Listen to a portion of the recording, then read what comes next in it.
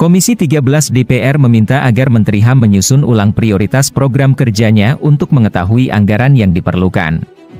Kepada Komisi 13 DPR, Menteri HAM, Natalius Pigai menjelaskan jika anggaran sebesar 20 triliun akan digunakan Kementerian HAM untuk merealisasikan 200 program kerja.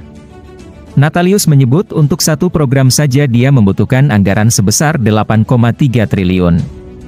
Komisi 13 DPR mempertanyakan anggaran 20 triliun yang diajukan Menteri HAM, Natalius Pigai.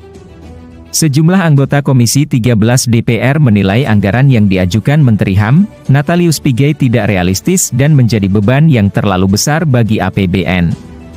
Salah satunya Yasona Laoli, yang menyebut anggaran 20 triliun jauh lebih tinggi dari anggaran saat dirinya menjabat sebagai Menteri Hukum dan HAM.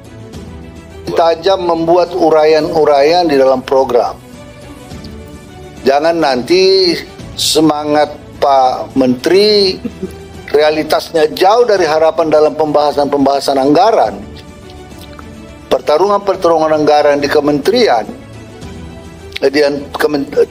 lintas kementerian dengan Kementerian Keuangan dan lain-lain bisa membuat Pak Menteri bisa patah arang. Harus realistis.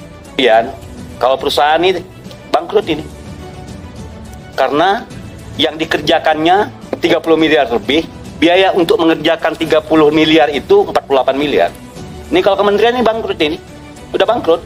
Pilot ini udah bisa masuk ke pengadilan pilot, ya kan? Pilot ini, belum lagi KKPG bicara tentang kanwil macam-macam, ya kan? Ini bangkrut, ini baca aja nih. Pemajuan penegakan HAM 31 wilayah saja kita kasih 100 juta, maka 8 triliun 300. Itu untuk sosialisasi di masyarakat lokal dan basis bawah.